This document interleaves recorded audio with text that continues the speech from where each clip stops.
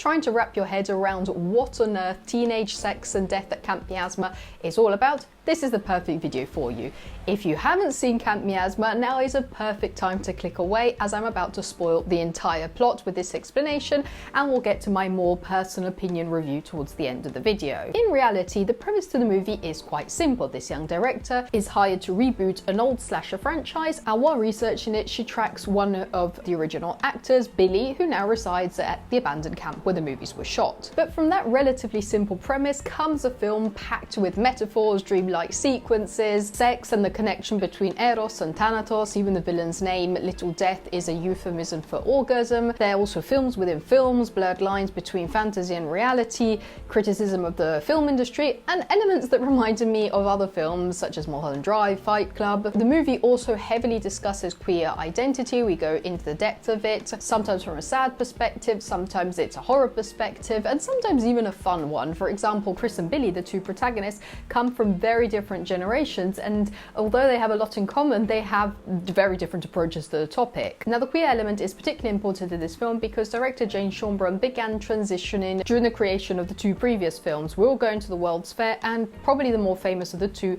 I Saw the TV Glow. And we'll see more of the director's personal life being sprinkled through this new movie as we move through the plot. In this new film, Camp Miasma, the protagonist is a young queer director who loves this slasher franchise, Camp Miasma, which started in the 80s. She says it played an important role in her queer awakening. She loves rewatching the films, discussing them, and she has now actually been hired to reboot the saga. But she's not exactly happy with the reason why she was chosen for this role. As every long-running franchise, even Camp Miasma has had its flaws, and Kris, the protagonist, feels that as a queer person, she was chosen by the studio to sort of put a plaster on transphobia and other issues that have come out over the years. For example, a big part of the lore behind the Camp Miasma movies, these campsite fires that are told within the films, is that the villain originally was a child raised both as a boy and as a girl by his parents. This led him to being bullied by his peers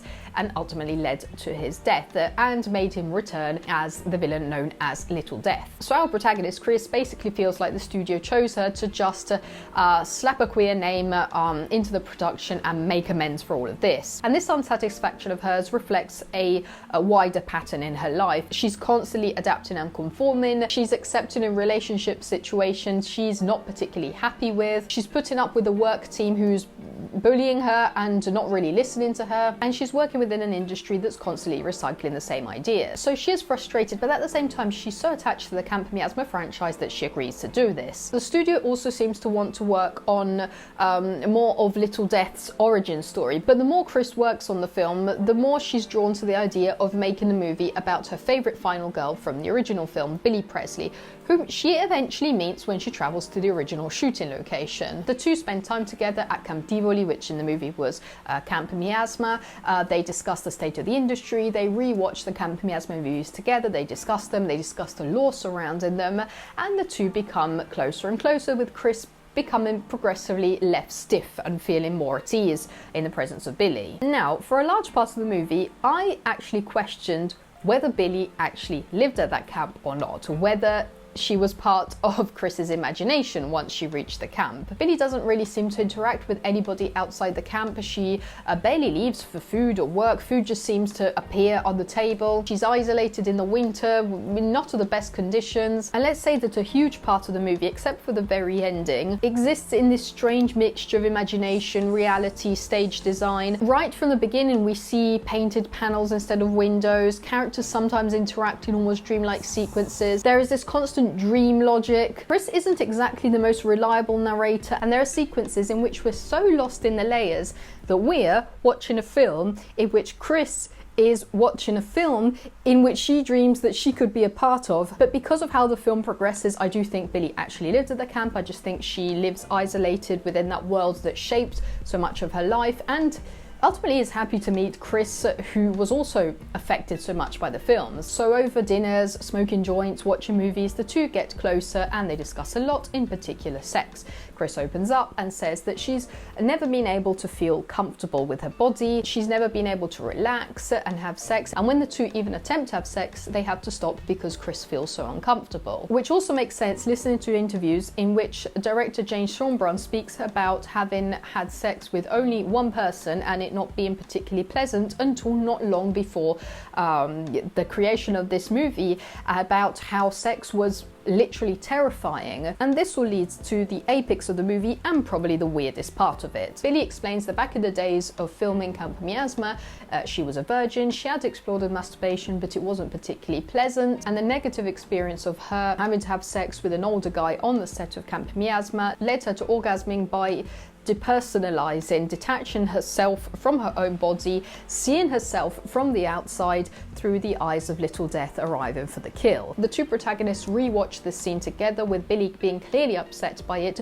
She's digging her pencil into the paper and chanting "Rise, rise," as if she would wanted little death to return. At this moment, the electricity at the camp goes out and we see elements on the screen which make it look as if now we're moving into an extra layer. It's almost as if at this point Billy and Kris become characters in their own version of Camp Miasma. One of the hints that from now on the line between reality, imagination, movie is becoming more blurred. Billy and Kris discuss this idea of orgasming during such a traumatic experience, and Kris actually opens up and confesses that the only moments in which she's been able to feel pleasure are when she's fantasizing about being a sexualized final girl in a slasher movie. Kris even asked Billy to basically show her how to do it. Billy comforts her, saying it's okay to fantasize if it's just play. Schoenbrun has spoken of this concept of getting out of your mind and into your body, and there is this recurring phrase of if it gets too real you can always turn it off, which is a recurring line throughout the movie, and more bluntly it also becomes a discussion about consent. Remember, at the beginning of the movie Kris clearly felt desire, but she struggled to understand it beyond academic terms.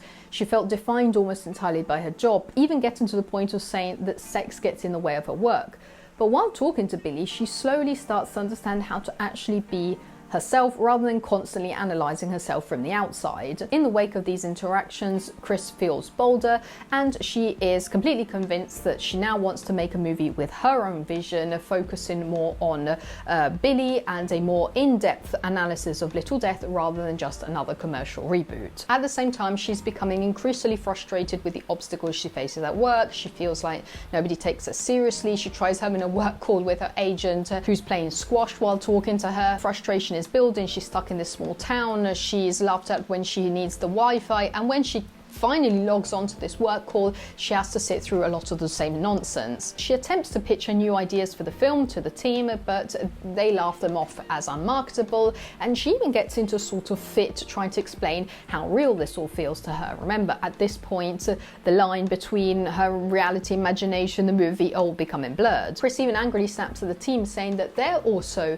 acting in their own little movies. There's also a lot of anger towards the industry as a whole, not only for the lack of original ideas, but also because of how horror is often portrayed with the usual tropes, with the very young, often underage protagonist who has to have sex during the film. She has to run around half naked. The villain is often queer, and that queerness is what makes them a monster. Kris tries to pitch this new idea in which, even before the original Camp Miasma movies, Little Death already lived at the bottom of the lake, where he envisions our world out there, and through his imagination he creates these stories which become the Camp Miasma movies. So according to Kris's idea, it's not the filmmakers who create the Camp Miasma movies, but rather it's Little Death who creates them through his imagination, and he's always craving a new picture. He has this burning desire, which basically always leads him to go on rampages around Camp Miasma. For the ending of her film, Kris enters her own alternate reality, a new Camp Miasma movie in which she finally is able to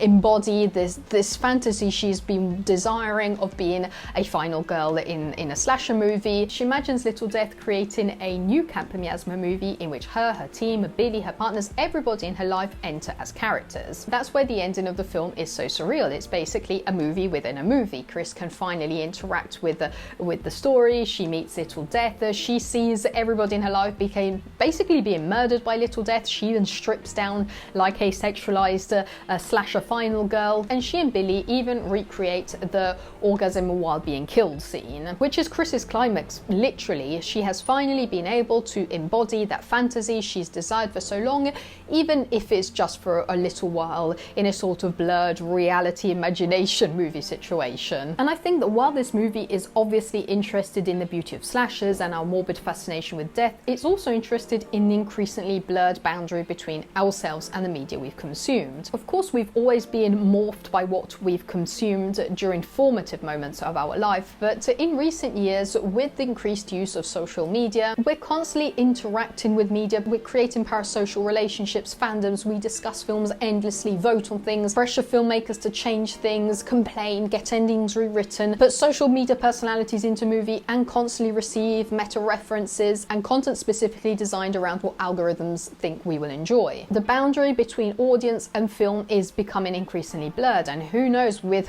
how dystopian the future could become, we might reach the point of AI-made films tailored to each and every single one of us, but I digress. Now, I believe that the ending of the movie, with Kris running around, meeting Little Death, is a mix of her imagination and her and Billy role-playing, with Billy basically helping her to get through a situation she's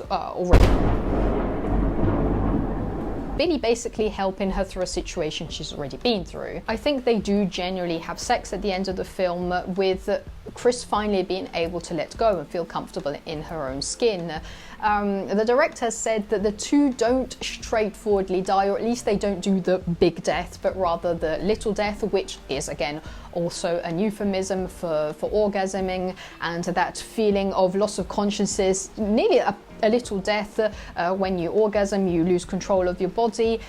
And I think that it's also a sort of rebirth. Both women seem to feel better after this whole ordeal. The winter seems to be gone. We no longer see cardboard set designs. We see actual blue sky, fresh air. So regardless of the whole film within a film structure, and regardless of the very specific sexual awakening and queer themes of this movie, without taking anything away from the experiences that Schoenbrun, Eva Victor, Jack Haven, and the other actors bring into it, I think there's also a broader metaphor here, which is that sometimes you have to come face to face with your issues before you can get through to the other side and feel better, which is also metaphorically a bit the director's journey, saying that after 2 films of going through a journey to happiness, this is the first film that comes from an actual place of loving yourself. In Kris's case, she goes from being prudish, being downtrodden at work, for being so much into her head, to finally feeling free in her own skin. But I think it could be broadly applied to a plethora of situations. And now I'm going to quickly mention Mulholland Drive and Fight Club. So if you're not familiar with these stories and don't want them spoiled, this is another great moment to click away. Mulholland Drive is about someone trying to come to terms with an incredibly traumatic experience, with much of that processing happening through this extremely metaphorical and dreamlike sequence before the character eventually comes face to face with reality. And in Fight Club, particularly when looking at Palahniuk's book, but also the film, there is this idea that in order to truly understand your life and appreciate what you have, you sometimes have to go all the way down and touch the absolute bottom. And in Camp Miasma, after getting through to the other side, after this whole entire ordeal is finished, Little Death creates a new VHS, a new Camp Miasma movie, and the 2 women feel free. They go out in the world hand in hand, covered in blood and in their underwear. Now, I originally thought that the fact that they walk around like that is just the way that Kris imagines herself, because nobody around them seems to be particularly bothered. There are even kids playing. The cashier simply points out how pretty they are, just like at the beginning of the movie. But listening to interviews with the director, the 2 apparently were actually standing in this gas station covered in blood in their underwear, and it's a metaphor of the director going to a gas station as a trans person person and the looks that people give. For example, in the film, there is a man who shakes his head at the women, and then the movie ends with Kris repeating the words that one of the characters from one of Camp Miasma movie says about little death returning, which obviously implies that there is always this burning desire that will return. Did I actually like Camp Miasma?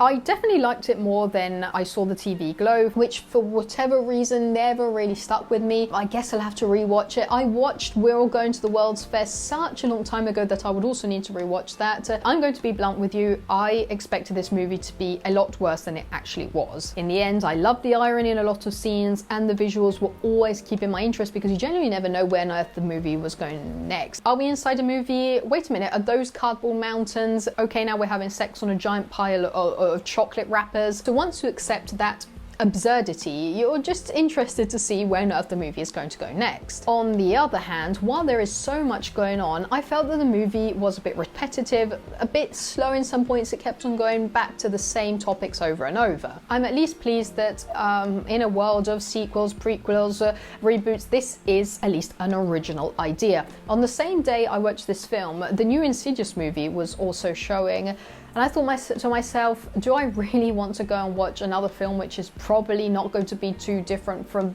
the previous 5 movies? I've also seen a lot of negative discussion around this film, and I need, how to put this, complaining about certain topics within a Schoenbrun film is a bit like going to watch a Sean Baker movie and complaining about sex workers, a Wes Anderson film and complaining about symmetry. I know it's simplistic, but I don't know, Tarantino and complaining about violence. So these are just topics dear to heart which will appear in these films. But we have to admit that if you try to watch Camp Miasma without any knowledge about the director, about the metaphors, you will struggle. There is a lot of information that you need outside the movie in order to understand it, which is not always the best.